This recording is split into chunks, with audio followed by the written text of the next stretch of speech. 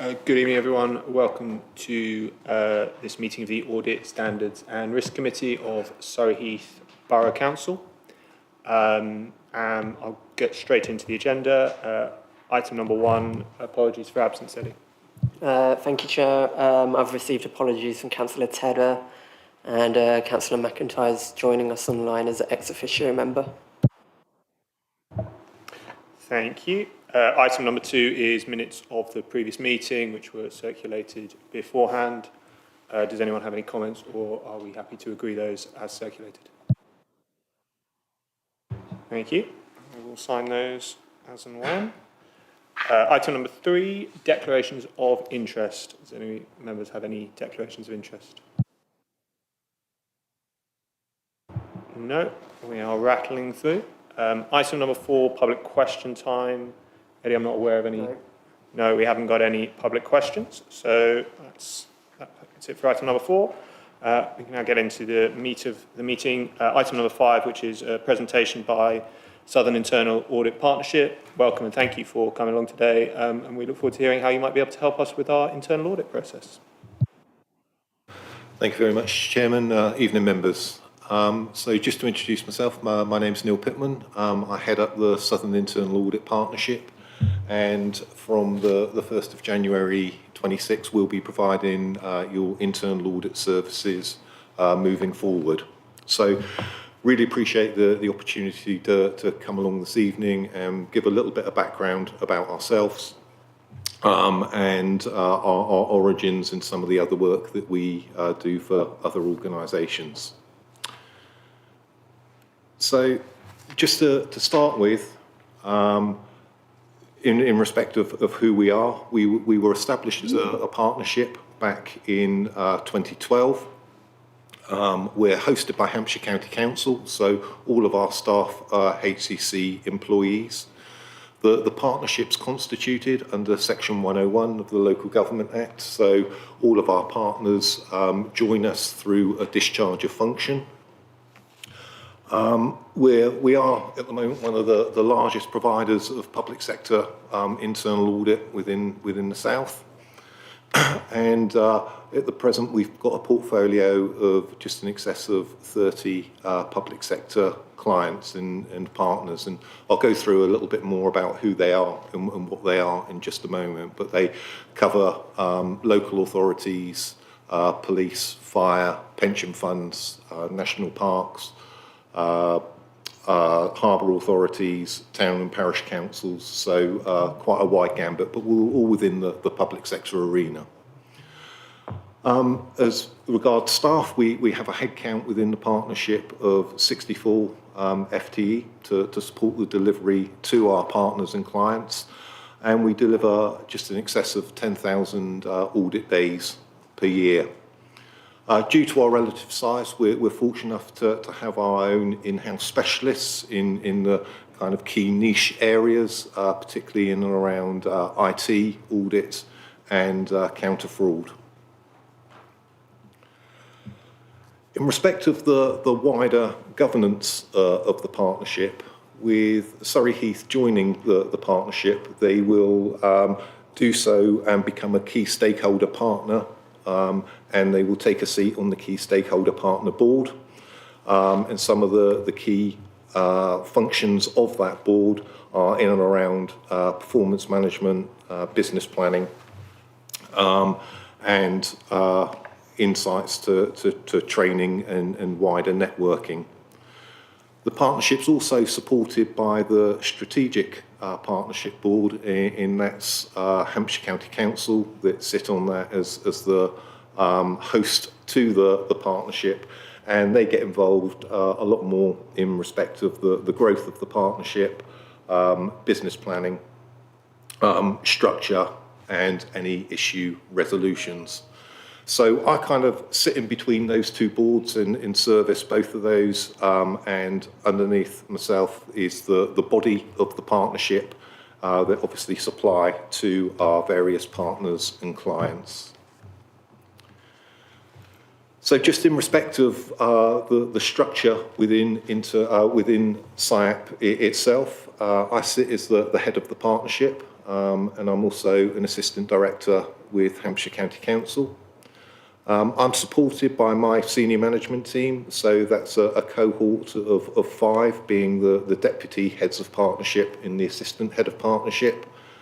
And again, they're supported by a cohort of 10 or 11 audit managers, seniors and auditors to service the various partners and portfolio. Whilst Surrey Heath haven't directly commissioned any counter-fraud work as part of the arrangement, I thought it was important just to show you the structure that we have in respect of our counter-fraud unit to undertake a lot of proactive and reactive work, primarily because although there's not been any days commissioned, there is the opportunity, should the organisation wish, to buy into that service on an ad hoc basis. So all of the staff there are fully qualified on the counter-fraud side of things. Just briefly as well, sorry, it doesn't seem to be nudging forward, there we go. Thought it important just to outline our external quality assessment. The external quality assessment is a requirement of what was the public sector internal audit standards and are now the global internal audit standards in the public sector in the UK. That was a changeover in April this year.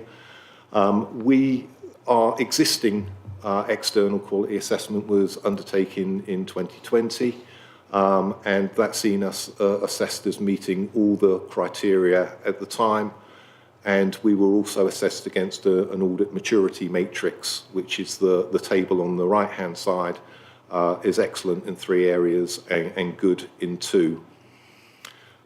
As I say, the standards have recently changed to the global internal audit standards, and we're currently undergoing our latest external assessment to assess us against the new standards, and we're expecting a final report in mid-December on that, and that report will be presented to this committee in full in the first meeting of the new year.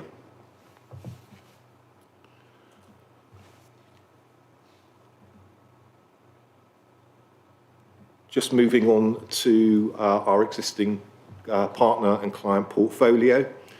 Just on the left-hand side there are our existing local authority partners.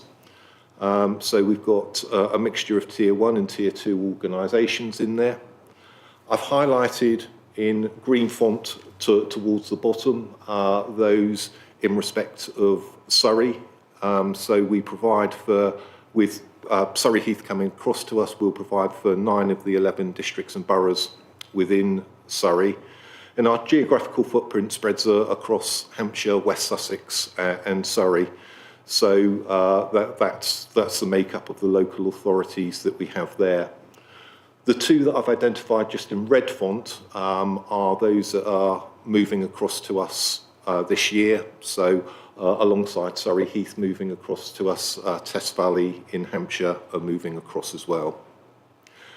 So in addition to the local authorities, we do a lot of work with the blue light services. So we provide for the Hampshire and Isle of Wight Police Constabulary and their Office of the Police and Crime Commissioner, similarly with Surrey Police and similarly with Sussex Police. We also provide for Hampshire and Isle of Wight Fire Authority and West Sussex Fire Authority. We do have a number of other clients just kind of sitting outside of that in respect of a couple of pension funds, National Park, and as I alluded to earlier, a few harbour authorities and town councils. So they make up our portfolio of work within the existing regime. In respect of services we provide, there's a number. I've just highlighted a few on this slide. Just to pick a couple out, risk-based auditing.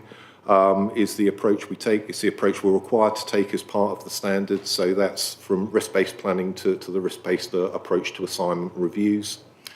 We're heavily invested in data analytics to assist the assurance processes, so we can look to provide assurance on greater populations as opposed to the more traditional sampling methods.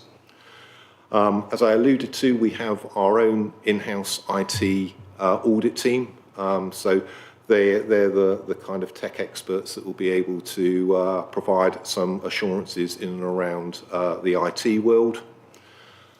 I alluded again to the fraud and irregularity and the opportunity to buy into that, and also value for money, developing systems in quality assurance. So value for money in and around the 3 E's, and looking at the kind of inputs and the outcomes and the value for money that they achieve. Developing systems, we find it really important to get involved in systems as they're being developed, so we can help pass our input into those developing systems as opposed to at a later date after the horse is bolted. Quality assurance in and around assessing and ensure we use other sources of assurance and we don't duplicate the work of other assurance providers.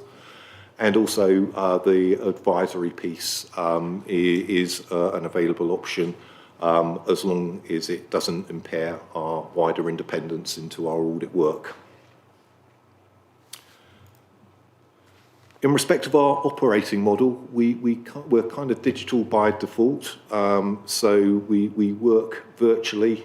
We won't have a continued on-site presence as internal audit. It's an operating model we were forced to adopt through COVID, in the enhancements of technologies have enabled us to maintain that approach. And what we've seen that it provides is increased agility into the audit that we provide, an increased timeliness of audit reviews. It's also a lot more conducive to our partners' ways of working. Not everybody's in the office full time. The service areas that we audit are only in the office 1 or 2 days a week, so it very much aligns to that. And there's also some environmental drivers in respect of we haven't got 64 people travelling the roads of Surrey, Sussex and Hampshire, polluting the airways. Similarly, probably an additional advantage that we've seen in adopting this operating model is that it does break down the geographical barriers for recruitment, and we're able to recruit from a far wider source of individuals than we otherwise would if we were office-based. That said, we do fully appreciate that not every audit can be done virtually, and if an on-site presence is required, then obviously we will do that and ensure that the optimum service is provided. In respect of the internal audit team that you can expect to see within the organisation, there'll be a dedicated strategic lead. They'll act as the organisation's chief internal auditor, and that will be a member of the senior management team within SIAP. There'll also be a dedicated internal audit manager that will be responsible for the day-to-day delivery of the internal audit plan for Surrey Heath. And there'll be our two points of consistency, and that's really to ensure that we build up a good knowledge and understanding of the council's strategic and cultural objectives, the values, the governance and the key risks to the organisation. So we build that organisational knowledge through those individuals. They will be supported by a pool of senior auditors and auditors, and that does include any expertise for any IT reviews that are included within the plan. In respect of what you can expect to see from us in the reports you can expect to see from us over the forthcoming year, there will be the internal audit charter. The charter's a requirement, again, of the Global Internal Audit Standards, and it sets out the role, the purpose, the independence and the reporting lines for internal audit. You'll see the internal audit strategy, another new requirement of the Global Internal Audit Standards that looks at us as an audit provider and our objectives over the medium term and what they look like and how they can complement our work for the organisation. The internal audit plan that I'm sure you'll be used to receiving for your approval. To every review, every meeting will also present a progress report that provides an update of progress against the internal audit plan, monitors the implementation of key actions within the organisations, and provides a high-level summary of the work we've undertaken with more detailed summaries of any limited or no assurance reviews that we conclude on. You'll also receive our annual conclusion, which is our overall opinion at the end of the year in respect of the framework of governance, risk and control within the organisation. And there'll also be an annual report on our compliance with the Global Internal Audit Standards. This coming year, it will be from our external assessment, and then in intermediate years between that and the next external assessment, it will be our own self-assessment, which is very much in line with the requirements of the standards. But you'll have the opportunity to see what that assessment looks like and any action plans that sit alongside that. We'll also present or provide periodic newsletters and industry updates that we pull together from our work within the industry, within the sector, and within our other partner organisations. So hopefully, just to conclude, how we hope we will add additional value to your organisation is primarily through our resilience and flexibility as a partnership with the relative size of the partnership that we've got. The supplement of data analytics within our work to provide greater assurance on fuller populations of review. Our outcomes and outputs in knowledge through regional and national networking. Myself and my colleagues within the senior management team undertake a raft and attend a raft of regional networking events that will hopefully bring back that good practice that we can disseminate down through into working with Surrey Heath. We've also in the past facilitated member training, either individually or collective with partners getting together with their ability to network and we've provided that on the role of the audit committee in the role of internal audit. Finally, we also produce fraud bulletins on a periodic basis, and whilst Surrey Heath haven't bought into the fraud side of things, we're more than happy to share the outcomes of those for organisational learning. So appreciate a little bit of a whistle-stop tour of what we are, but hopefully paints a little bit of a picture, and more than happy to take any questions, Chair. Thank you very much for the presentation. I'll open up to the committee for any questions that they have. Councillor Wilson. Thank you, Chair, and thank you for the presentation. It sounds really useful. When we had internal audit conducted in-house, we received a report, I think the last one was about 18 months ago, about the external quality assurance scheme. It was like a triangular arrangement with two other councils, Spelthorne and Elmbridge, and it was like a peer review. So they kind of rotate every few years round. Is there any sort of equivalent of that for your organisation? Yeah, thank you. The external quality assessment, we're currently having that undertaken. We've commissioned an independent provider, an assessor, to undertake that. We're expecting the outcomes of that report in the next couple of weeks. And again, in line with the global standards, we'll be presenting that in full to the next audit committee, so you can see the outcomes of that and any action.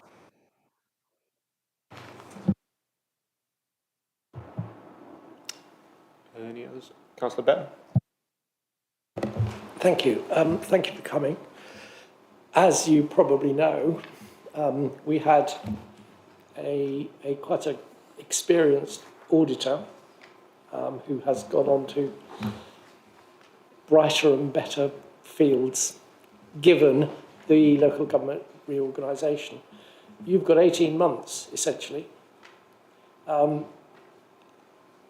What you said in your presentation sounds very good. How much do you really think you're going to be able to achieve in 18 months, given how many audit committee meetings will there be between now and the dissolution? And the other thing, sorry, what I'm getting round to, is that there were two people doing our audits. They were here all the time. You're going to be doing it remotely. A lot of what this committee has implemented internally relates to constant monitoring of the management meetings and everything else. How are you going to manage that remotely, and how are you going to manage your people to take essentially the work of two people over? Thank you. Thank you, and very, very fair questions. As I kind of alluded to in the presentation, we're fortunate with our size to be able to have that resilience and flex our resource to be able to support.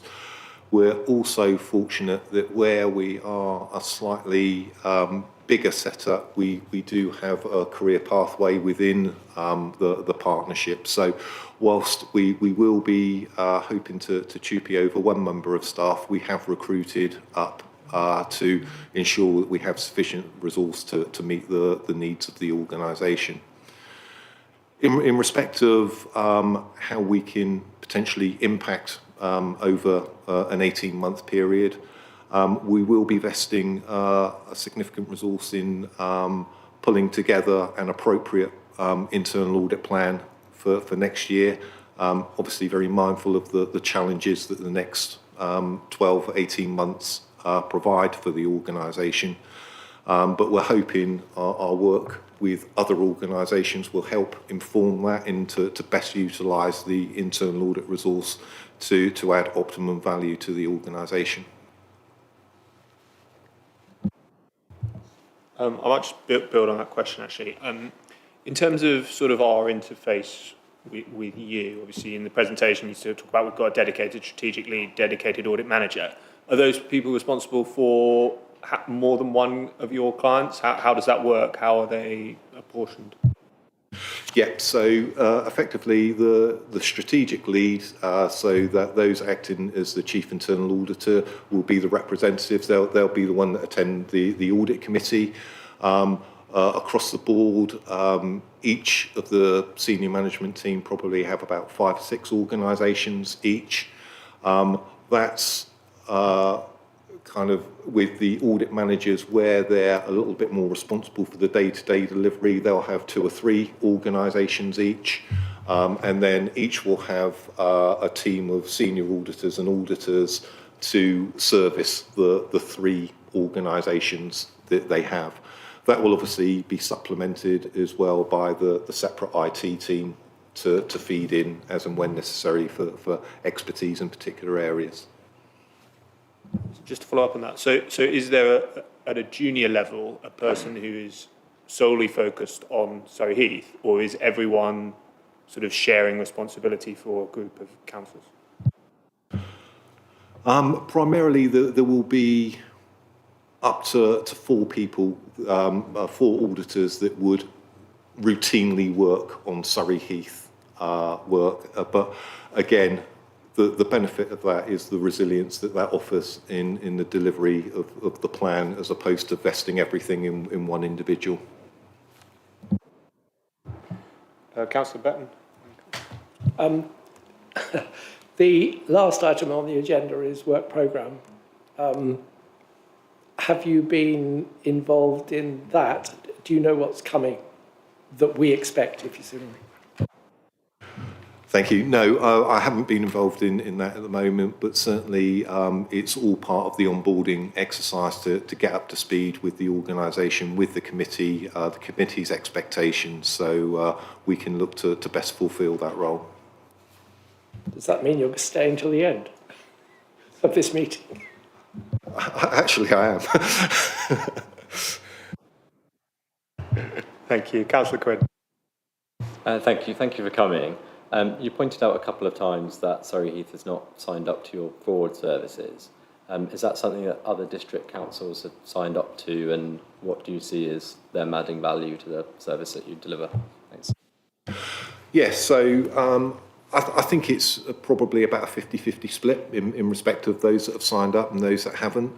I think it probably largely has been driven by their experiences in the past in respect of how much fraud that they've had and had to investigate.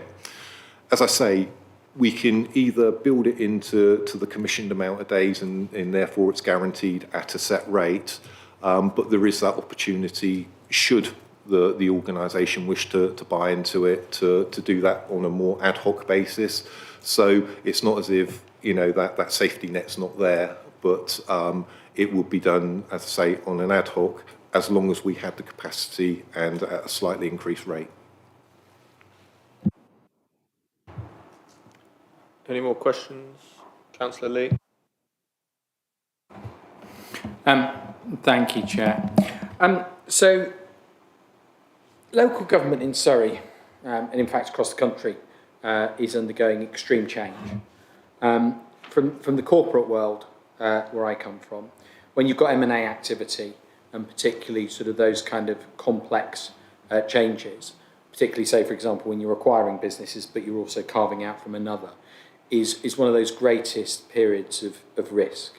Because no matter how good your teams are, humans make mistakes, and unfortunately some people are tempted.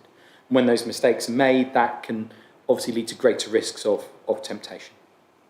And we know from looking at the financial climate at the moment, people are struggling more. We're seeing big increases in theft and other challenging behaviour around the state of the economy. You're coming on board at a time of great change. What experience do you have around that mergers and acquisitions piece, or unitarisation and that? Because obviously Hampshire, where your core PC bread and butter, is quite a long way behind where we're at. I think they're just talking about what they're going to do there, so I think there's the debate over the 4, the 5, what have you. Whereas obviously here, Surrey's actually on the fast track. So it'd be good to understand how you're skilled up to be able to cope with that complex change, and also the fact that you may have no contracts at the end of this unit, this borough, if all others terminate. So it's quite a high risk for you, and it's trying to understand what gives you skin in the game to be motivated to deliver beyond BAU work. Thank you. So I'll be honest with you. Our experience of organisations going through the unitarisation process, we're learning alongside. What we have done is proactively engage with audit providers in areas, and particularly an example being North Yorkshire, where they have gone through that. They went through that process 2 or 3 years ago. So I've had numerous meetings with the head of Veritel, who's the internal audit provider up there, and they've got a similar setup to us to learn from their experiences where internal audit has been most valued, where it's worked. There's also numerous publications, and I think Grant Thornton have pushed one out in respect of lessons learned. So we are working alongside that. What I think we have had experience of quite extensively over the last few years, and probably since austerity started to bite in 2010, 2012, is significant transformation programs and transition programs within organisations. And I absolutely appreciate that's a much smaller scale than what we're facing with local government reorganisation. But I think there's a lot of learnings that can be taken from them and magnified in the work that we do. But we will continue to liaise with those that have been trodden the ground before us, and we'll take our learnings from those again, so we can add that optimum value during a really challenging period.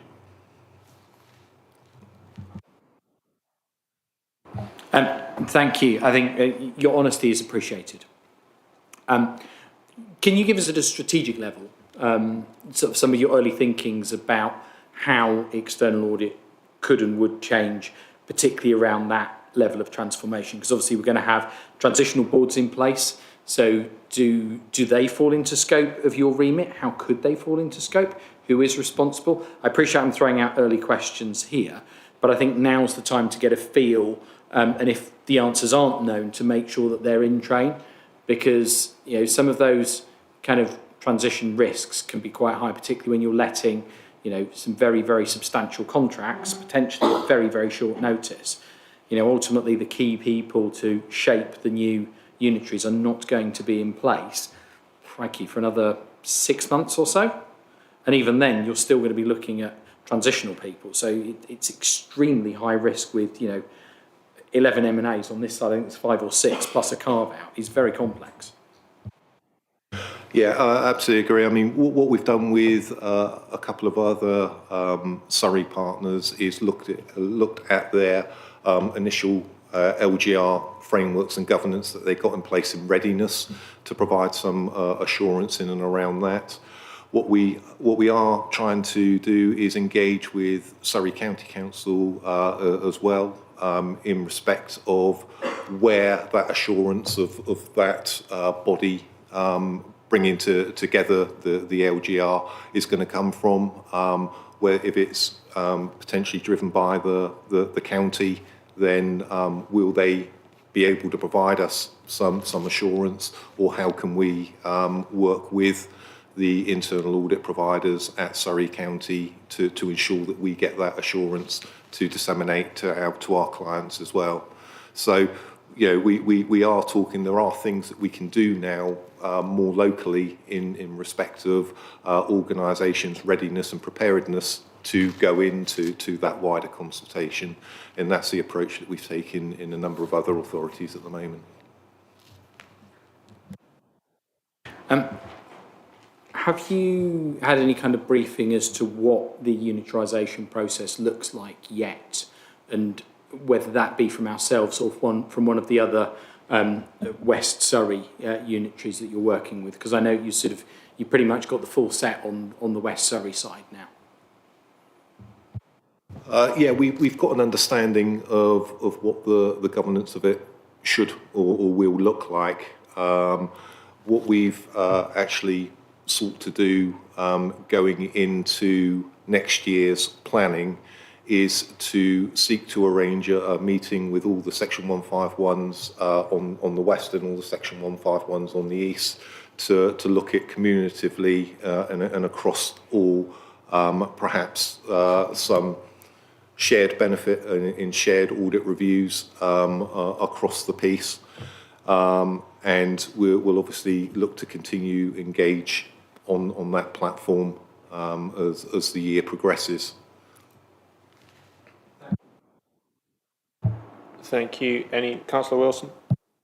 Yeah, thanks. Just a quick question. It's probably for the officers this time.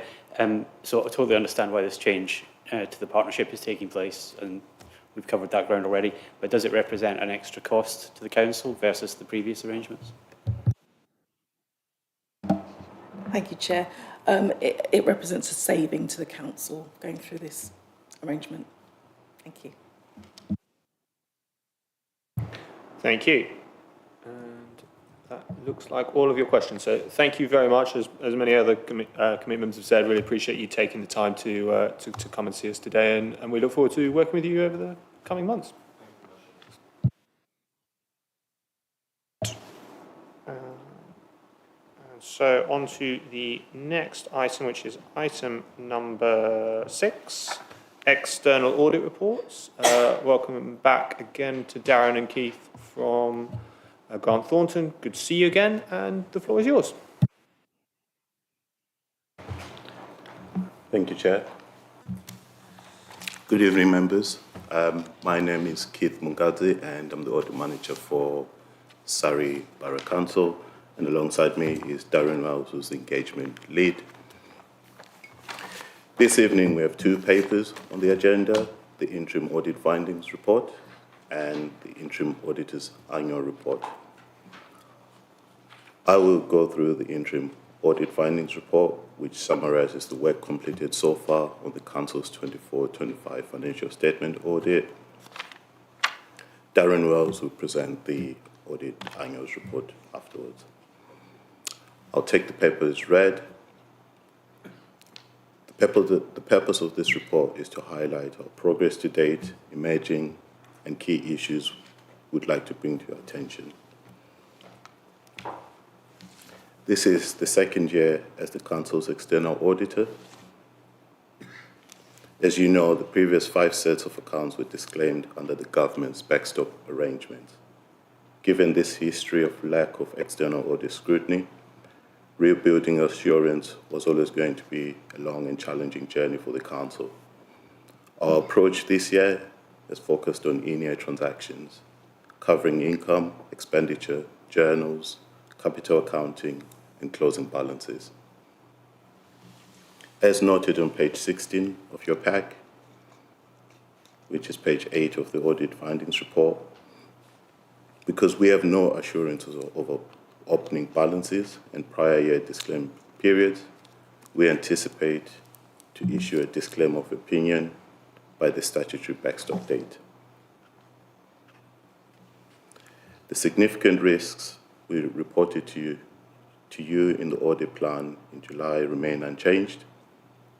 These are management override of controls, revenue recognition, valuation of land, buildings and investment property, valuation of pension liability.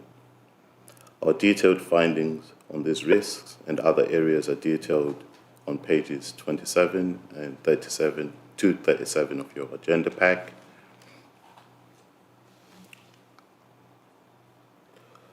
While our work is ongoing, we've identified several issues that we'd like to bring to your attention. Commercial income. We've been able to perform limited work on the Council's property income due to a lack of clarity over recording, recognition and monitoring of this income. There are 3 prior period adjustments that we've identified.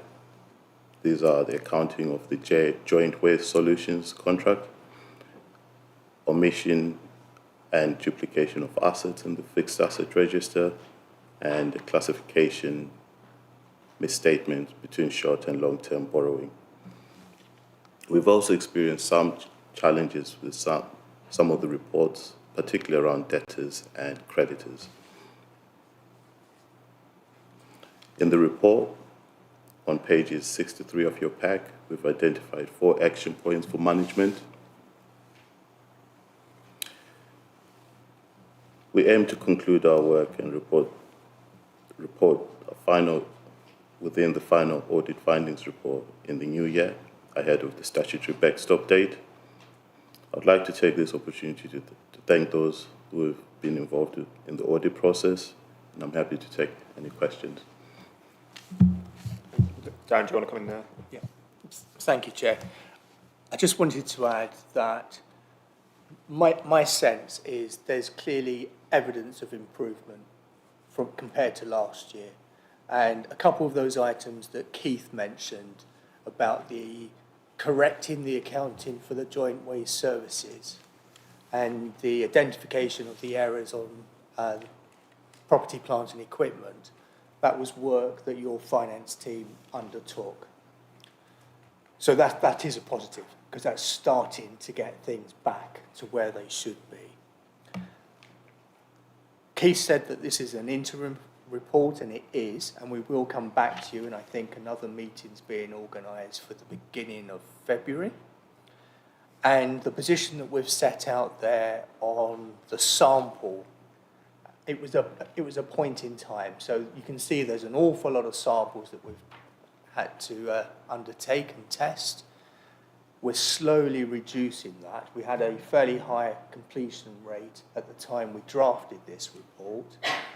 As we continue to work on the audit over the next couple of weeks, I'm sure that will be diminished considerably. We'll report an updated position to you, but with a focus on in-year transactions, that again, with that completion rate of 71% at the time of writing, that is an improvement compared to last year. Thank you. Thank you very much. I will open up to the committee for any questions. Councillor Bett. Thank you. Thank you for your report. It's kind of what I expected, given what you said in last time. There is a question that I have, and it leapt out at me because I'm not an accountant. And I don't want to go back through the history, but, big but, you refer to the purchase of the town centre as an investment. Now, again, I'm not an accountant, but it's flip-flopped between having been bought for regeneration to investment and back and forward. And I, not being an accountant, am confused by this. Could you give me a definitive statement on whether it was an investment or simply regeneration? Because that depends on which teapot numbers go into. And I'm confused. Thank you.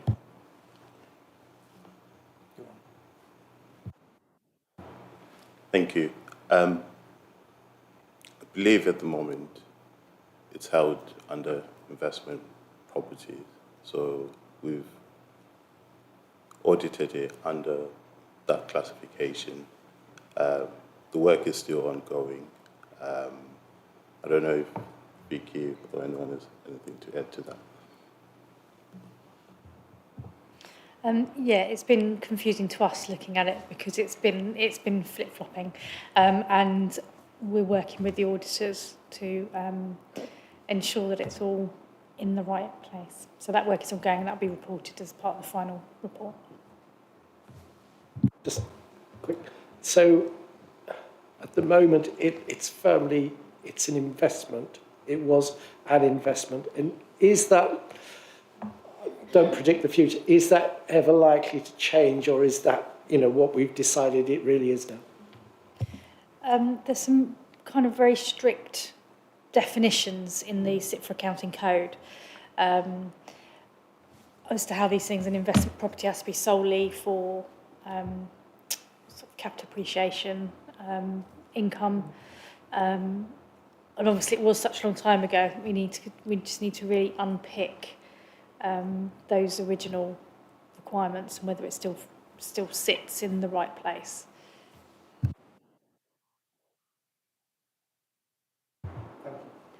Thanks. Councillor Rakes. I had a similar question because, as has been discussed in the chamber several times, this issue of which it is has significant, as I understood it, has a significant impact on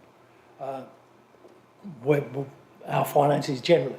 So could I ask for some clarification of what the consequences of those two decisions, if it's what difference it makes currently, because codes of practice change and I haven't kept up with it.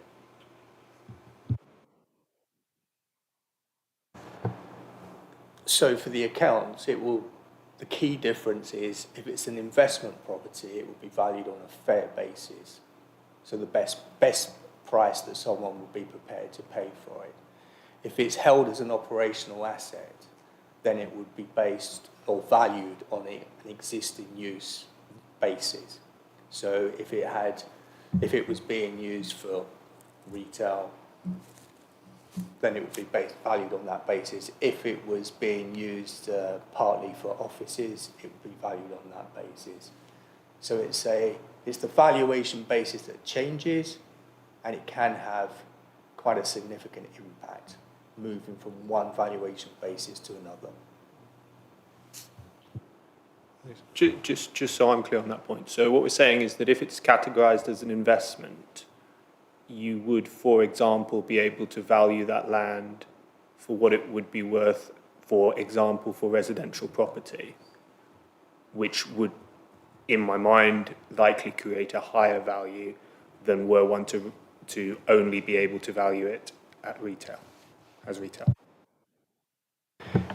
Yes, if it was in, and I don't know the details, but if it was in an area that your local plan allowed it to be developed for residential properties, then it could, and that was considered by a professional value to be the highest and best use, then yes, it could be valued on that basis. The valuer would, in reaching that valuation judgment, take into consideration the cost of either clearing the site of an existing building. So it doesn't automatically equate to you could put 100 houses there and you've got X millions. Thank you, understood. Committee? Councillor Lee?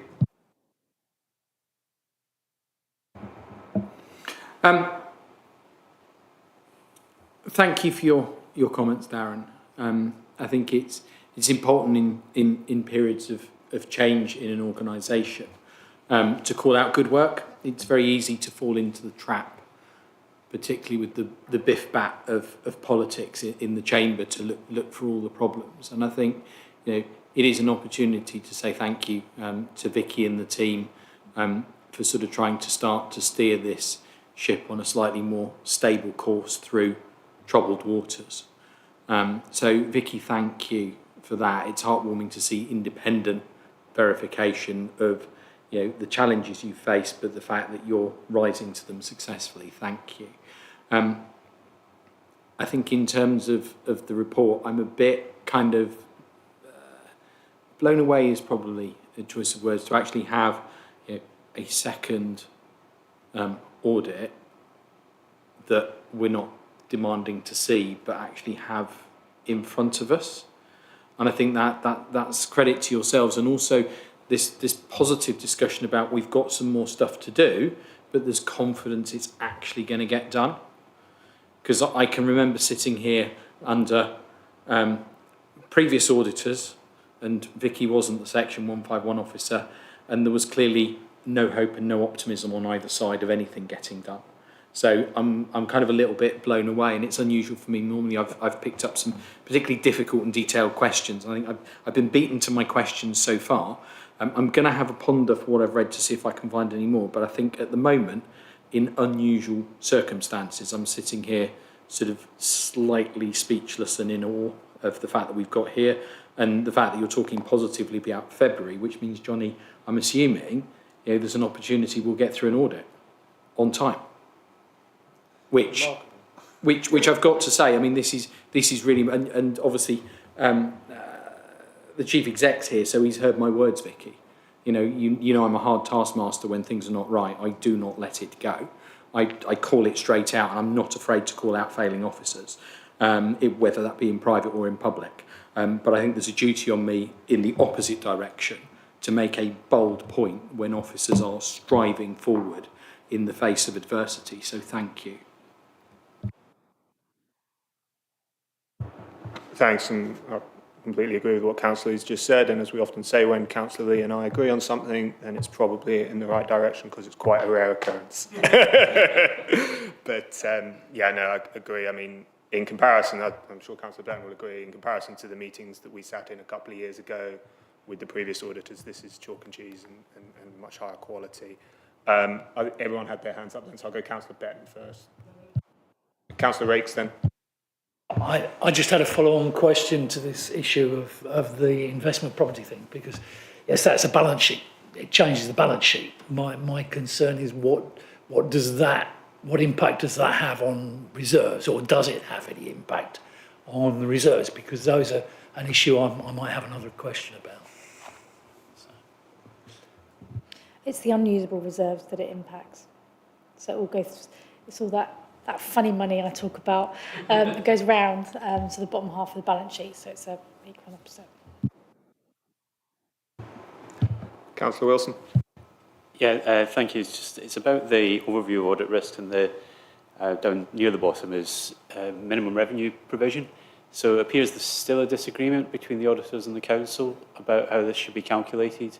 And I was just wondering, since it's a risk, can you expand more on what the risk is for either overpaying or underpaying according to the calculation? Thank you.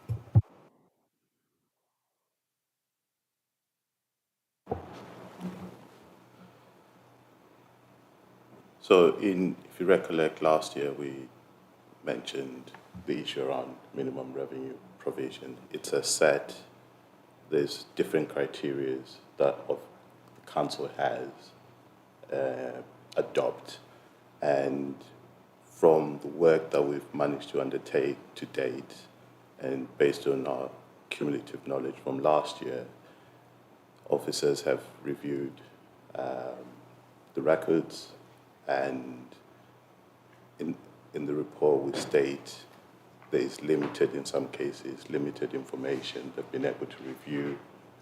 So it's very difficult to paint a picture of whether the minimum revenue provision that the council has set is fair, because it's based on the previous sort of capital finance requirement. In addition, the percentage that the council has compared to what we see out in the sector, or what we believe is a good benchmark, is below that threshold.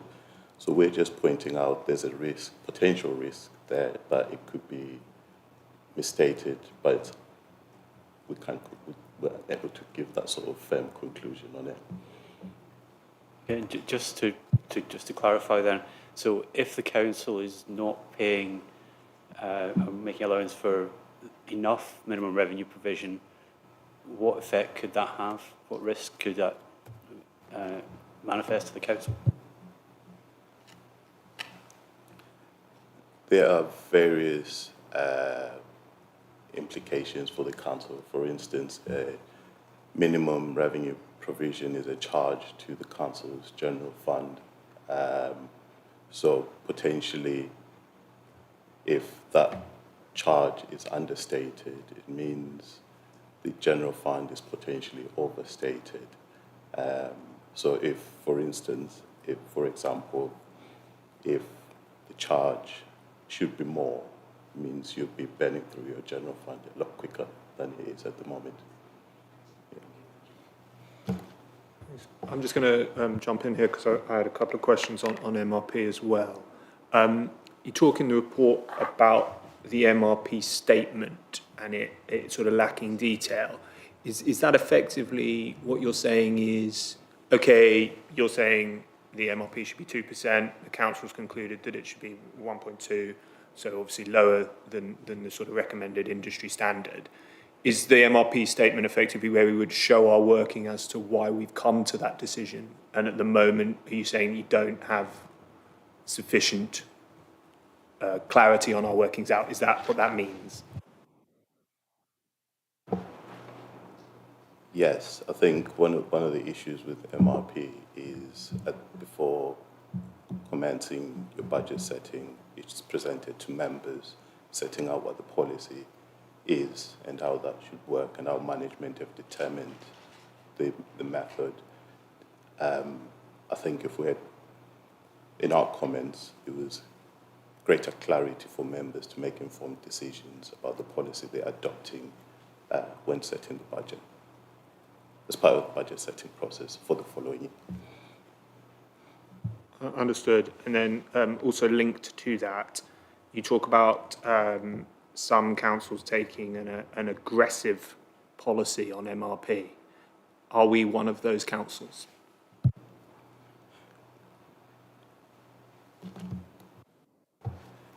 It's a good question. It's difficult to say given the nature of the lack of audit in those prior periods. We can only base it on what we have and trying to paint a picture of what's happened in the past as well.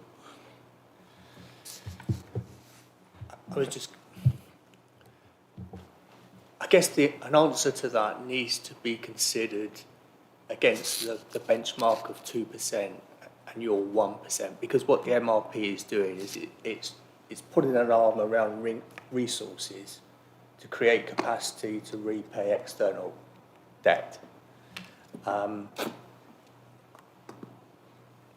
Last year, we reported and we said, I think from memory, that when we looked at your working papers, all of your MRP was based on the fact that the expected life of all of your assets was at the highest number, 50 years.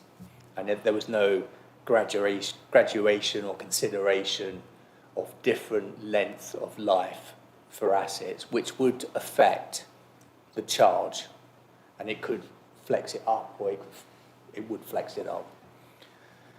So if I was pushed, is it aggressive? We've not seen, from what we've looked at, we've not seen anything that suggests there's a deliberate manipulation to keep the level low, but we haven't been able to do a detailed review because of the limitations around the working papers. Yeah, okay. The other thing to add for members' information is that not all of our loans are maturity loans, so we are repaying principal as well. So whereas some councils, generically, that have got into trouble, they've had maturity loans from the PWLB,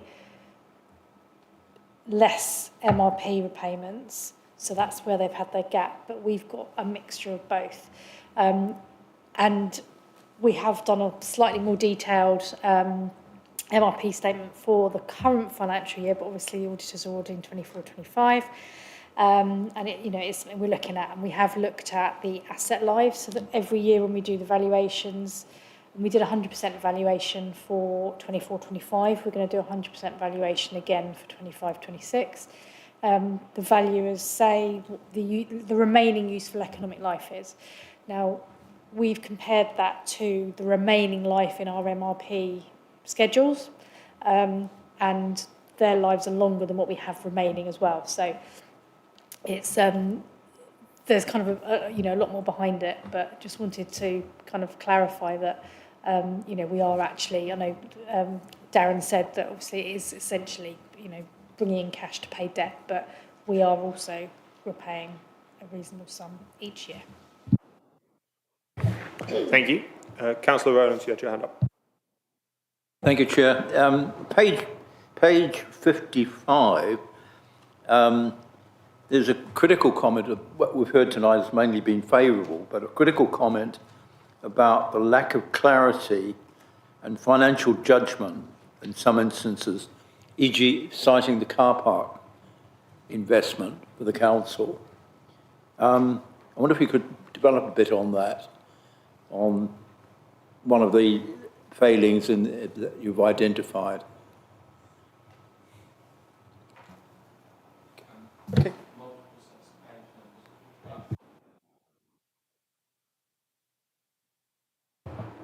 Yeah, so Murray, I was also scrolling to try and find, is it page 55 where it's 55 in the bottom corner, or is it page 55 of the PDF?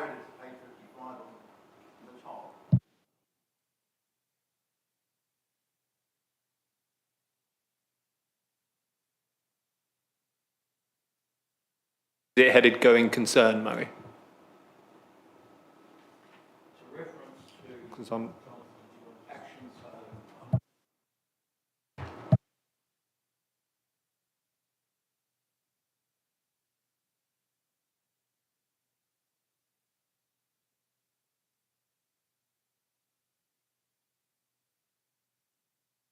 while they're looking at that, just for point of clarification,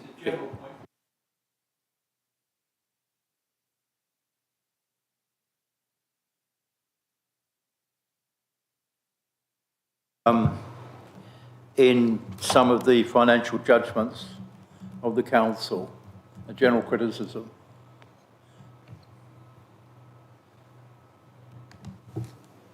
I can't pick it up actually because I'm struggling to find. And the reference you were making is to car park policy as citing that as a criticism.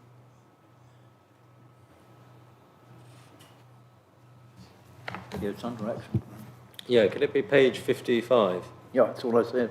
Page 55. It's 55 in the corner and 55 on the document. Action plan.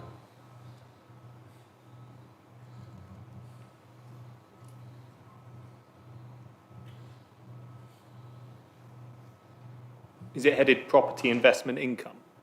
Yes. Yeah.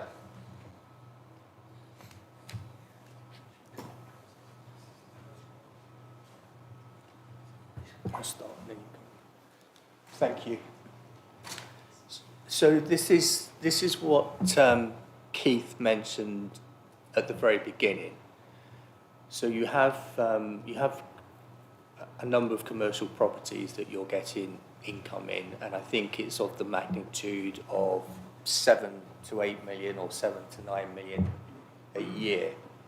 We've tried to look at that to understand, is it accurate and complete? And we're struggling to get a clear accounting trail to allow us to test the accuracy and completeness of it. So that's known to officers. Officers have also commissioned an independent review of property. I think that's only just reported at the time we were drafting our report. We still have to come back to that. The reason that we did mention it up front and as part of the presentation is because it's material, and if we can't get sufficient comfort of the amount due and recorded in the year, because it's material and we wouldn't have comfort over it, we would have to reflect that concern as part of the disclaimer of audit opinion on the financial statements. So at this point, it's still a little bit of work in progress, but what's already apparent is there is a need to improve the governance arrangements around the management of commercial income and the accounting of service charges as well. Thank you. I will jump in with one and then I'll go to Councillor Wilson. I just wanted to ask about going concern assessment, and particularly in the light of local government reorganisation, because obviously, as I understand it, going concern is generally a 12-month period. We obviously expect only to last for 16 months. Does that impact in the way you assess in any way, or do you effectively assess this as though LGR was not going to happen? Thank you. So in the public sector environment, there's a concept of a continuation of services, and where the continuation of services will carry on, albeit by another body, that constitutes going concern. So it is slightly different from a private sector assessment. So local government reorganisation wouldn't create a concern in respect of going concern in itself. What we do report here, though, is just, again, the recognition that we don't make a judgment around going concern because of the past year's disclaimers and the fact that we are giving a disclaimer of opinion for 24-25. Councillor Wilson. Thank you. It's kind of leading on from that. I mean, as you said repeatedly to us, and we've been prepared for this, that rebuilding assurance is going to be a long journey, and we're not there yet. But you did say we're starting to get things back to where they should be. So obviously they were in a state where they shouldn't have been before, and we've heard about missing assets and duplicated assets and things like that, which is obviously, as a member of this committee and a non-accountant, that is worrying.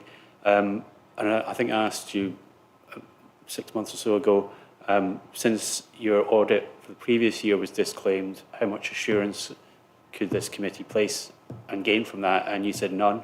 So the 24-25 audit is going to be disclaimed. So is it still the case that we can't gain any assurance because it's a disclaimed audit? Thank you. It is and it isn't. So by the very nature that we give a disclaimer of opinion, it covers the whole statement of accounts. But if you recall, when we reported what we had tried to do last year and how far we got, we gave a RAG rating across the balance sheet, across the income and expenditure, across cash flow, and tried to highlight where we were starting to get some assurance. Our intention is to repeat that for 24-25, and I'm hoping and anticipating, subject to completion of the work over the next couple of weeks, that will show a more positive picture compared to the previous year, which supports my opening statement about progress is being made. But again, I come back to progress is being made, but there is more to do. So you mentioned the missing assets. It's positive that officers have identified that, the correction's been made. I think what we've then pushed officers is it's great that the assets have been identified, there's a valuation assigned to them, but they then need to think about what would have been the impact on the reserves in those prior years, so we can start to say there's a quantified or estimated error from the prior year omissions or duplications that can be corrected as a way of starting to get the reserves position correctly stated. So that's an example of where there is more to do against the progress that has been made. Yeah, thank you. And you've talked about the prior year corrections in the report as well, so that's obviously building towards this. So when we get this sort of RAG rating with the completed disclaimed report on every different aspect, that will show us how much of the journey we've taken and how much we've got left to go. Is that fair? Okay, thank you. Councillor Rakes. Thanks. Just wanted to, first of all, just echo the comments that have been made about we may not be where we want to be, but haven't we come a long way on all sides? And that's really, really heartening. I wanted to pick up on a point which is on page 92 on the executive summary. That's page 92 on the sideways numbers. It's, can't read the... financial sustainability. Now, in that, you talk about the reserves and that you think the reserves might last till 2027 to 2028. Now, we've had lots of discussions about when the money might run out. And my understanding was that in fact it's likely to be before that unless we go to the government to get special dispensation to release some reserves. Can somebody clarify that for me as a non-accountant? Yeah, as you know, we've talked many times about splitting our reserves into usable earmarked and non-usable, which is what you're talking about. As we will explore more as part of the budget reports, but the indication is that we will last to 27-28 without having to use some of those other reserves. But obviously, you know, things change, so we'll look at that a bit more. So yeah, that's where that indication has come from because of the split that we've been working on.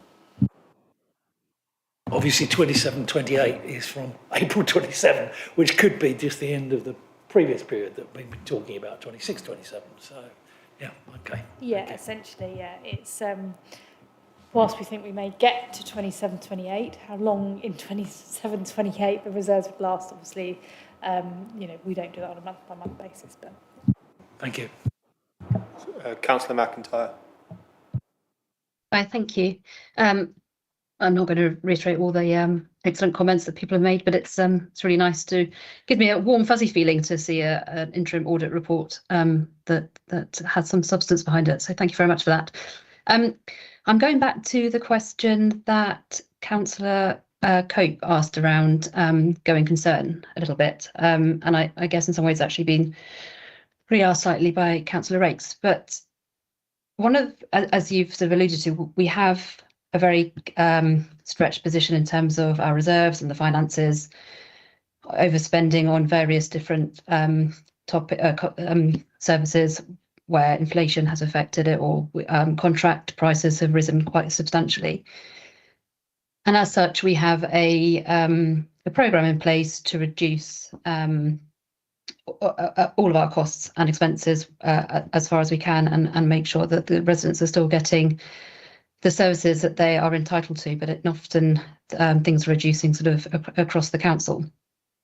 We have discussed many times about whether or not our transformation agenda is going to materialise all the savings that we need in order to ensure that we do remain viable. So I note your point about going concern and obviously having disclaimed reports and moving through our services through and continuation of provision of those services, so LGR won't affect it. But will you be looking at where we are today, accepting the fact that obviously opening balances are still disclaimed, but whether or not in the next 12 months, potentially 24 months, there is a significant risk that we may end up not being a going concern, if you like, without that additional intervention? Or are we saying that on the basis of being able to move into to the new unitary and also the transformation agenda that we know today, we are accepting that going concern is the most likely situation? Thank you. So, as part of the consideration for the financial statements, you would continue to produce those on a going concern basis. I think what you've articulated is the issue about the authority's stretched financial sustainability, and we've considered that in the auditor's annual report for the responsibility of assessing your arrangements to ensure value for money.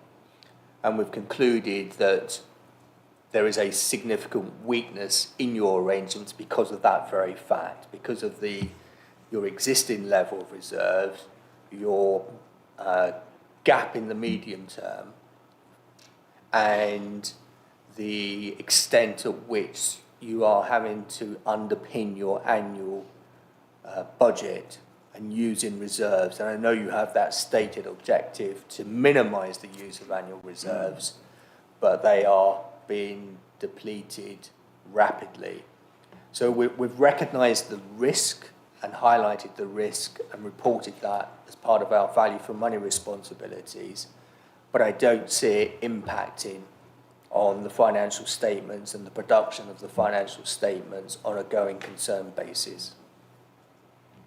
That's helpful, thank you. Thank you. Any more questions? Councillor Wilson. Thank you. Yeah, it's page, it's to carry on from what Councillor Rakes was asking about reserves and their usability. Page 103 of the main agenda pack, which is page 19 of your second report. Earlier this month, we had the Scrutiny Committee, Performance and Finance Scrutiny Committee, and we heard that 8.6 million of the reserves of the usable reserves are actually not really usable because they're termed as endowments, or the council holds the funds or held the funds for obligations that it has to fulfil. So is that 8.6 million then potentially allowable to be used as a sort of part of the general fund later, if we get permission or something for that? Is that, I don't really understand. I'll start and then I may hand over to Vicky for the detail. So where you've identified specific reserves, it's because you know that you've created those reserves in the first instance for a specific purpose. And that might be future commitments that you've got to meet. But in the past, other authorities have created specific reserves and annually reassessed whether the reason that the reserves were created and held still exist, and they unearmark them so they become part of the general fund reserve to be able to use. So that is always a possibility, providing that you're not trying to use them twice, in effect.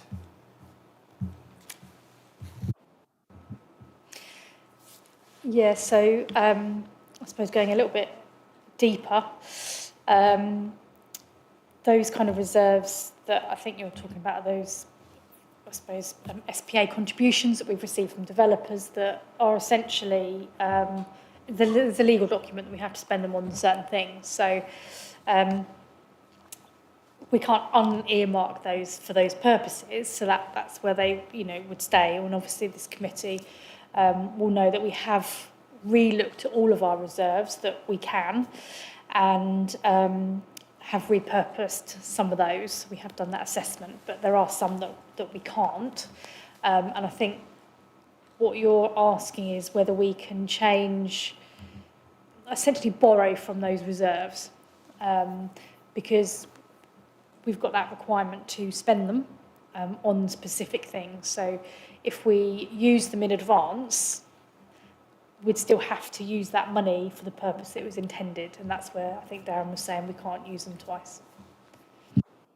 Okay, thanks. I totally understand that. So this table then on the page I referred to,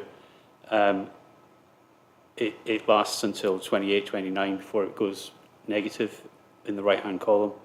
So do you need to sort of take 8.6 million off that and it goes negative a couple of years earlier? I'm sorry, that's not a very well-worded question. So I think, for example, this is just repeating the council's own assessment here, quite frankly. I think that the reserves total that are forecast at 25-26 of the 15.8 million includes both your specific reserves plus your general fund and non-specific reserves.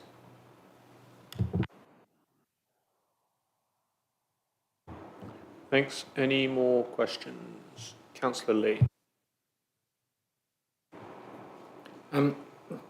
Just a layman's question on reserves. One assumes you can't just willy-nilly spend non-generic reserves. They're presumably reserves for a reason, or can you break into them? And if so, how would you break into them?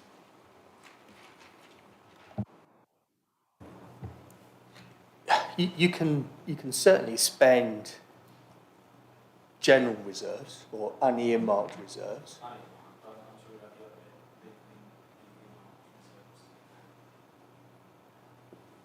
I think based on Vicky's answer, there's a slight distinction, a slight refinement to my previous answer. So if there's a reserve for a specific purpose for which there's a legal condition or a legal commitment that reserve has been created to meet, then you need that reserve to meet that commitment. If the council has in the past built up a reserve for a specific purpose, and that might be a contingency reserve, for example, to smooth, or you've got an example of your reserve where you used it to smooth the debt interest in the past and you've been drawing down on that. So that's the type of reserve that could be built up and could be used to support the budget as it's needed. So it is possible to determine that a reserve that was originally intended for something is either at a size that it's more than is needed, or the reason it was created, it doesn't have to be applied for that intended purpose, which brings it back into the pot. But based on Vicky's answer, it sounds as if the council has considered that, and therefore in its reporting made clear which of its reserves are specific reserves that can't be used, and those reserves which can be used to support the budget. Cool. So it's splitting out between those reserves that if we went 114 and the commissioners came in, they'd just spend, and those reserves that they legally couldn't spend, I guess, is the ultimate arbitrator in those reserves. Sticking on page 103 or 19, I just wondered about your table for the simpletons in the room. I consider myself one of those. It says budget gap and use of reserves up to the 31st of March 2028, which I assume it goes up till I'm assuming the 31st of March 2030. And there isn't a figure in the drawdown from reserves to the 31st of March 23. Is that because the figure wasn't available? Or is that because you didn't have confidence in the figures? At the table showing drawdown from reserves in year and then the reserves total each year. So, and your question is there's no drawdown in reserves in March 23. Is that your question? Yeah. So, again, as I said, I think we've taken this from council's reporting. So I'm assuming, given we weren't involved for 22-23, that there wasn't a use of reserves in the year to support the budget. I think also one would assume that where you've got the figures to the 31st of March, I'm assuming there will be 2 prior years rather than 2 forward years, if you see where the table relates. So it's entitled budget gap and use of reserves to 31st of March 28, which would mean that it would end at forecast 27-28 because that's the 31st of March. So I would be expecting to see 31st of March 21 and 31st of March 22. I appreciate we had to employ resource to create those accounts because, as you testified previously, the year-end process hadn't been run on the financial system, so the accounts couldn't exist. So hence we obviously invested hugely in a finance team to be able to make sure we actually had those accounts, although, to be fair, it was deeply frustrating when your predecessors didn't want to audit them. Thankfully, you do, which is great. Yeah, you've almost said what I was going to say. So obviously the 31st of March 23 is obviously the opening position. So that's when we changed the reporting. So you didn't have the comprehensive reporting because the information wasn't available at committee to show what the actual drawdown reserve was in year. So yes, there would have been a drawdown in reserve in March 23, but we wouldn't have known that until we finished the accounts to meet the backstop date. I think it's probably, because obviously you say these are drafts, it's probably making clear that that information did not exist at the time of creating this report, so that it's factually clear. Because what I don't want, if I was being naughty with these, I would say the current administration is wasting money because before they took over, no money was drawn down, and here's the independent auditor's report to prove it. Whereas if you say the accounts didn't exist to be able to identify that value, that would probably be an honest reporting to avoid that being misused. I think the reporting that Grant Thornton are talking about is the management reporting that we've been taking, the outturn report, and that just didn't contain that information. We could go back now and take the use of reserves from the statement of accounts that have gone through. So the information that's the only bit of information we've got that's been published and gone through committee. But the actual management reporting that's showing those drawdown reserves didn't previously go through committee, and it's obviously now being presented differently. Thank you for the clarification. Thank you. Councillor Wilson. Thanks. This might be a question for officers, actually. Again, it's the improvement recommendations raised in 24-25, so page 119. We're going to be looking at the current annual governance statement later on the agenda, and the recommendation was to produce it in by the 30th of June each year rather than in November, which has been since I was elected. So yeah, I totally understand why it would be a good thing to have it at the same time as the annual accounts, but it's quite a long document. Is it practical to gather it all together from all the different management streams and heads of service and publish it by June each year? Thank you, Chair. That's certainly our intention. You're correct, it is on the agenda for today, but the plan is to, after this set of annual governance statements, for them to be presented at the right time. So yes, I do believe we can meet that. Thank you. Thanks. Any more for any more? No, that looks like it. Thank you very much, Darren. Thank you very much, Keith, for coming along again, and look forward to seeing you again in future meetings. Thanks.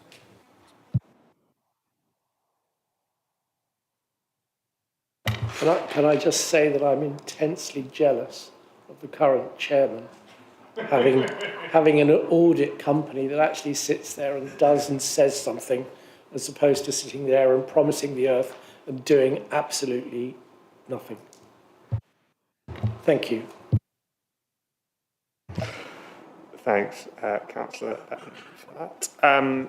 Agenda item 7, mid-year progress report for internal audit 25-26. Natalie. Thank you, Chair. So this is your usual mid-year progress report for internal audit. It's the mid-year progress report for the period from April to October this year. What you'll find from reading the report is that the audits that have taken place have all provided for substantial assurance, and any recommendations that have arisen out of those audits will be tracked and brought back to this committee. So you'll see it on the tracker, and any that become overdue will also be presented to you. That's all I was planning to say, unless you have any questions. Any questions on this report from the committee? No, it doesn't look like it. You got off lightly on that one. Let's try. Oh.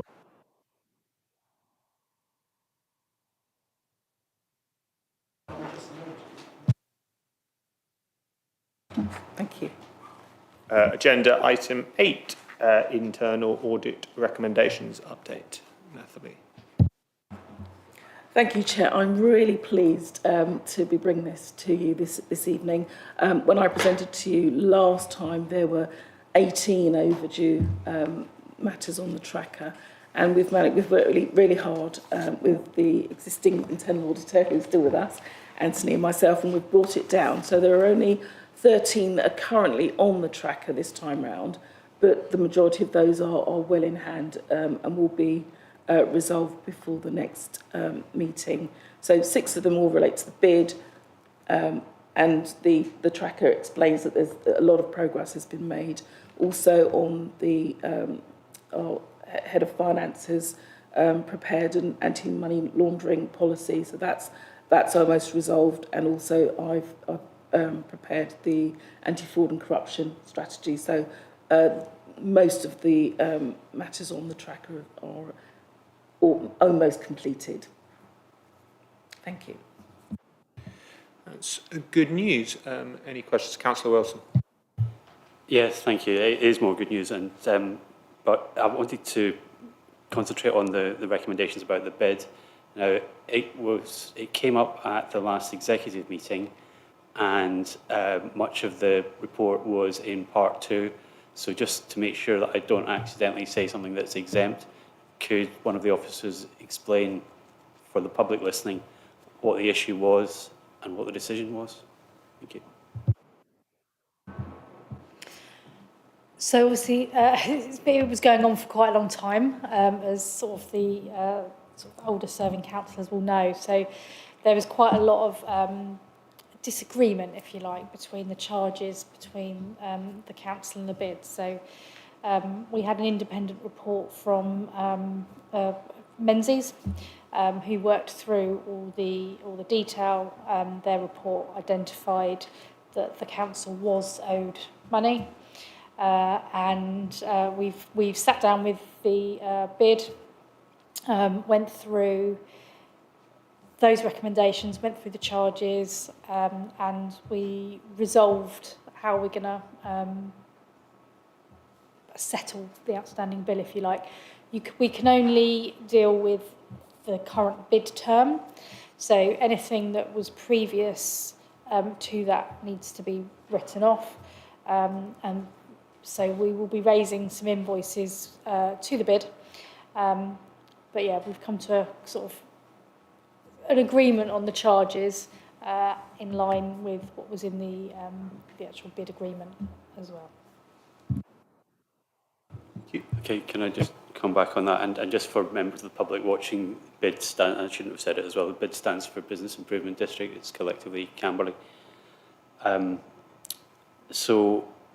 I totally understand that this is all historic problems with processes.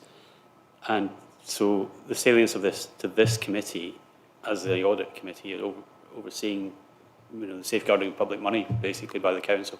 So historically, I know that its processes have been resolved now, and a line's been drawn under it.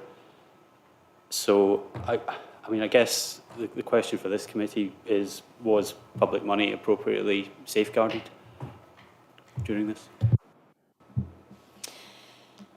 Yes, so the bid is in a separate ring-fenced fund, so that was easily identifiable, the overall position. The previous bid term, I suppose with the ins and the outs, was pretty much neutral, actually. It's just that the debt sat on our finance system, so when we do the reporting on the budget monitoring, and we've got the outstanding debt, obviously that element is on that report. So that's what we're kind of resolving, and that's what was in part two, the technicalities of the detail of the, I suppose, the ins and the outs for non-technical. Thank you. Councillor Gwynn. Thank you. Yes, it is definitely more good news. However, I'm sure the committee will note that recently there's been a high-profile case in the news of a politician who's been found guilty of bribery charges and been sentenced to prison recently. I know we need to update our bribery policy and our fraud response policy. Is there a timeline on those kind of things? Thank you.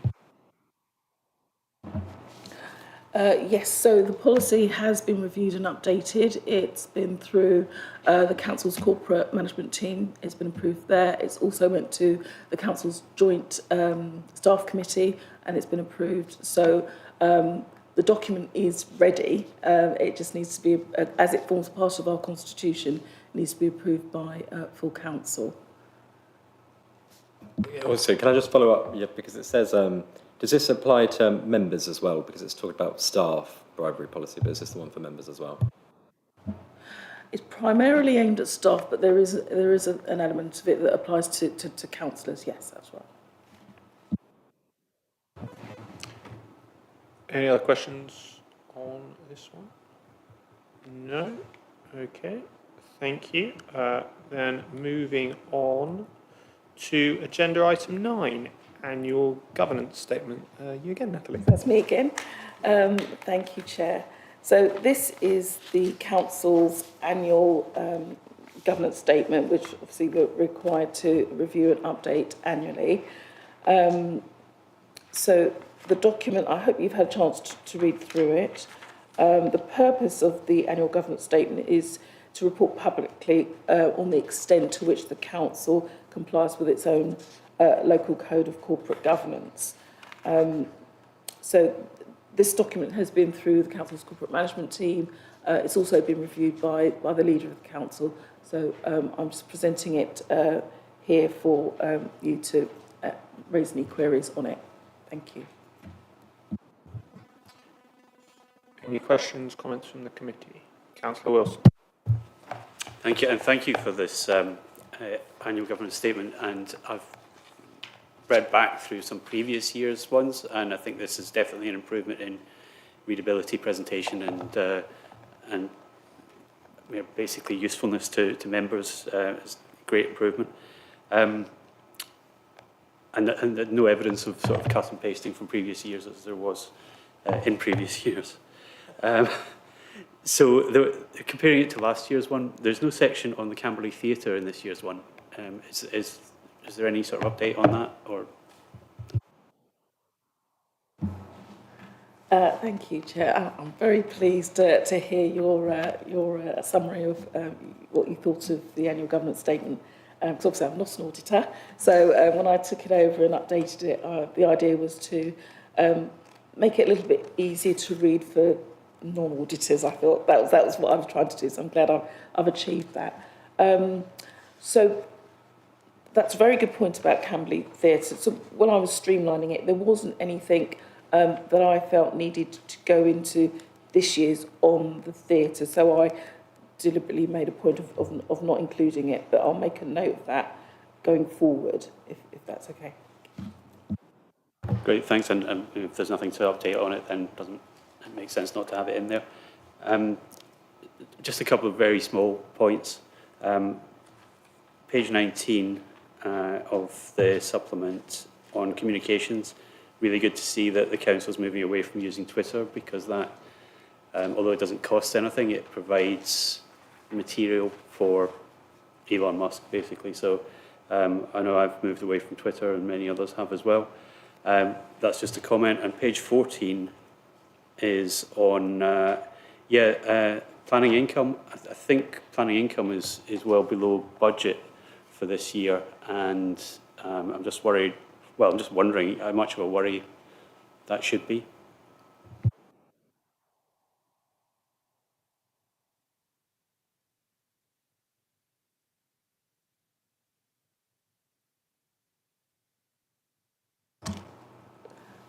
Right, sorry, I didn't catch the last bit of the question. So the reference to planning income, I agree, it's been documented that it is lower than we were expecting.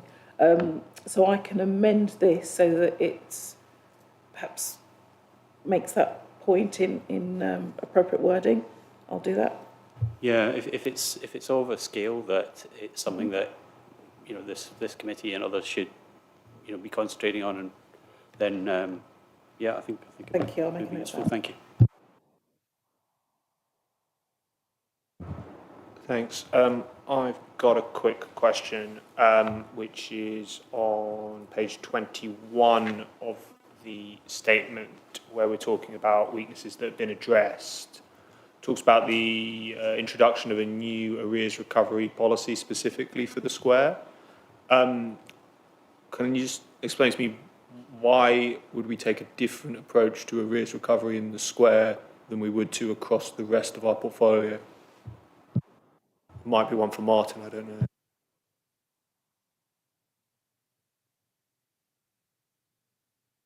know. Thanks, Chair. Happy to take that one. I think it's probably fair to say that amongst the commercial properties, the Square is the most complex. It's got the most tenants. It's got a greater turnover of traders. We know that retail property is more intensive to manage than it is on the industrial portfolio. So it's the one which has the most arrears, quite frankly, and the most challenges in collecting rents. So that's where we made the starting point, and working with the managing agents praxis, we developed a policy there so that there's transparency between the finance team, the property team and praxis about what the expectations are when things get escalated, and where praxis have the mandate to go and take an appropriately robust and agile response to make sure money is collected. Thank you. That makes sense to me. Any more questions, Councillor Lee? It'd be kind of interesting to know what the debt arrears on the shopping centre are like compared to our peers. If we look around across the country, we've got Blue Water, obviously out east. We've got the Arndale Centre in Manchester. And then obviously we've got places like Lakeside over in Thurrock. So it'd be interesting to see where we're at relative to those. That's just an observation.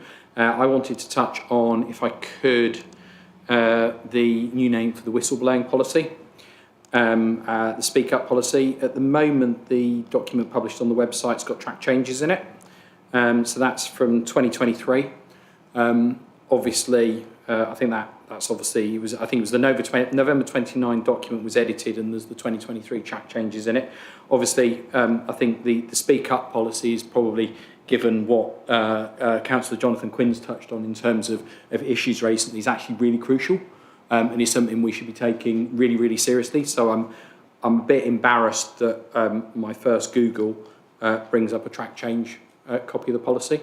So I think it'd be good to know where it's at and how the public and others find that version of the document. Also, it refers to BDO. I'm pretty sure it's Grant Thornton we use these days. So it'd be good for something as crucial as that, particularly given the challenges we face and the nature of what Councillor Quinn raised as an issue. And I'm sure there'll be other issues that come up over time. It's really important we're all over that. I think Sally's going to come in on that. Thank you. Thank you, Chair, and thank you, Councillor Lee, for your question. Firstly, I need to just apologise to the committee that there's obviously an old version of the Speak Up policy on the website. I wasn't aware of that, and I'll take immediate action to take that down. The Speak Up policy is taken incredibly seriously, as Councillor Lee rightly points out, and it is reviewed by the Employment Committee on an annual basis. It is in fact due to go to the Employment Committee this Thursday for its annual review. Sorry, apologies, not this Thursday, the January Employment Committee for its annual review. Please accept my apologies for that error. So it is a policy we annually revise, and I will make sure that the last revised copy without tracked changes is uploaded onto the website correctly. So again, please accept my apologies for that. Thank you. For the avoidance of doubt, I used the council's website first, the search box, and I typed in speak up policy, and I got 4 results: care leavers discount, unreasonable, persistent and vexatious communications, council reforms commitment, and homeless support. So I didn't find any policy at all. So then I resorted to Google. It was originally triggered obviously by your good report, Nathalie, which made me thought, I haven't seen that and it seems quite relevant, so I thought I'd try and find it quickly. So if I, as a councillor with my knowledge, can't find it, there's little hope of anyone else finding it. Sally, Sorry, Chair, just to come back. It actually isn't our usual practice to publish HR policies on the website, so it doesn't overly surprise me that Councillor Lee couldn't find the policy, and that isn't something that we routinely do, but obviously I can take that away and look at it and make sure that the copy that he did find is removed. It may have been a copy attached, as it was found through Google, it may have been a copy attached to an Employment Committee report or something like that. I'm wondering, but I will certainly go away and look at it. I'd be deeply concerned if the Speak Up policy wasn't published on our website, particularly given that if a member of staff is suspended and is unable to access IT resources, and part of that is the need to speak up and they can't access that policy, I'd be deeply concerned. That should be on our website. I'll certainly take that away, Councillor Lee, and have a look at it for you and come back. Would you like me to come back outside the meeting and provide a written response? Would that be helpful? I think it's part of a question that I've raised, which I presume will be in the minutes. So presumably Nathalie can report back at the appropriate time in a way that she's comfortable with. Of course, thank you. thank you. Any other questions on the annual governance statement? No, it doesn't look like it. Okay, thank you very much all. Thank you very much, Nathalie, for your reports.